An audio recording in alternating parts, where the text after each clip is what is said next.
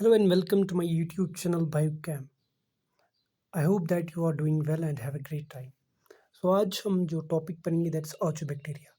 NCERT से पढ़ेंगे और एनसीईआरटी की हर एक लाइन एंड हर एक वर्ड को समझने की कोशिश करेंगे। So let's begin. Archobacteria.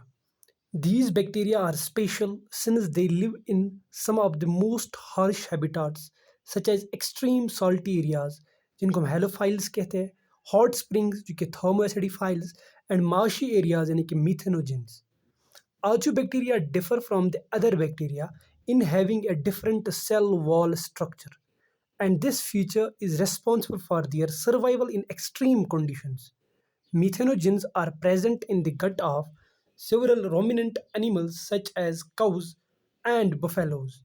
They are responsible for the production of methane biogas from the dung of these animals. So, अब समझने की कोशिश करते हैं। देखो, these bacteria are special. ये जो आर्चो बैक्टीरिया है ये नॉर्मल बैक्टीरिया से स्पेशल होते हैं। स्पेशल कैसे होते हैं? क्योंकि ये लिव कर सकते हैं मोस्ट हार्श हैबिटाट्स में, यानी कि जहाँ पे एक नॉर्मल बैक्टीरिया लिव नहीं कर सकता, सर्वाइव नहीं कर सकता, वहाँ पे आर्चो बैक्टीरिया जो है वो सर्वाइव अच्छी तरह से कर सकता है। वो एरियाज जो है जैसे कि वो एक्सट्रीम एरियाज में साल्टी एरियाज आते हैं जिनको हम हेलोफाइल्स कहते हैं। साल्ट एरियाज याद रखना, साल्ट एरियाज को हेलोफाइल्स कहते हैं, हॉट स्प्रिंग्स को थर्मोएसिडिफाइल्स एंड मार्शी एरियाज मिथोनोजेंस। इन सारी एरियाज में जो आर्ची बैक्टीरिया है ये सर्वाइव कर सकता है। अदर देन जो नॉर्मल बैक्टीरिया है दे कैनॉट सर्वाइव और दीज एरियाज, यानी कि साल्ट एरियाज में वो सर्वाइव नहीं कर सकते, यानी कि हॉट स्प्रिंग्स में सर्वाइव नहीं कर सकते और मार्शी एरियाज में भी वो सर्वाइव नहीं कर सकते, इसलिए उनको हम स्पेशल बैक्टीरिया नहीं कहते हैं। तो आर्ची बैक्टीरिया के अंदर यही स्पेशल प्रॉपर्टी है कि ये इन मोस्ट हार्श हैबिटाट्स में एक्सट्रीम एरियाज में लिव कर सकते हैं। I think first sentence is clear. और यहाँ पे आपको याद रखना है कि साल्टी एरियाज को हम हेलोफाइल्स कहते हैं और हॉट स्प्रिंग जिनको thermoacidophiles and marshy areas methanogens. Direct question बन सकता है। और आर्चोबैक्टीरिया जो होते हैं ये डिफर होते हैं from other bacteria in having a different cell wall structure and this feature is responsible for their survival in extreme conditions. ये जो आर्चोबैक्टीरिया है ये नॉर्मल नॉर्मल बैक्टीरिया से कैसे डिफरेंट है कि इनकी जो सेल वॉल स्ट्रक्चर है वो डिफरेंट बनाया हुआ है।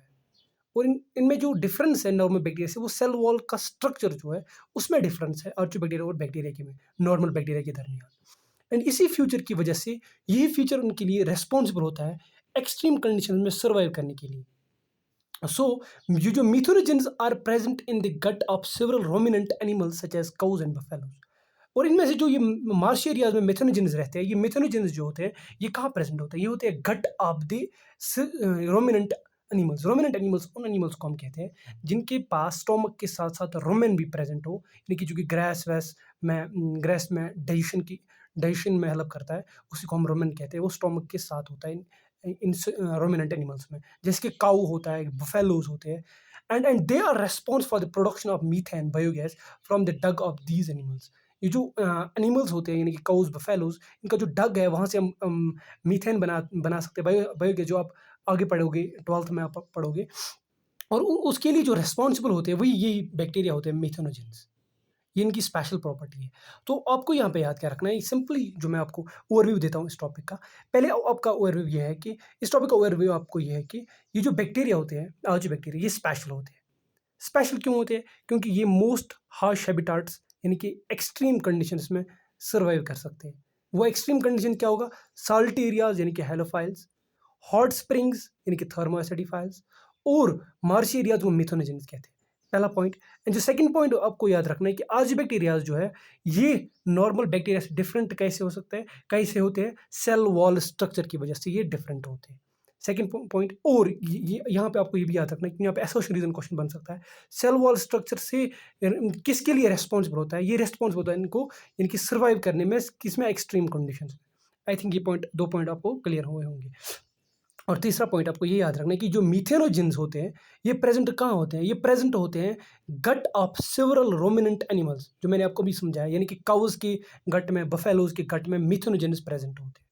और इनका जो फंक्शन क्या होता है मिथेनोजेंस का, ये रिस्पॉन्सिबल होते हैं, जो ये डग होता है इन एनिमल्स का, उनसे बायोगैस यानी कि मीथेन की प्रोडक्शन में ये हेल्प करते हैं।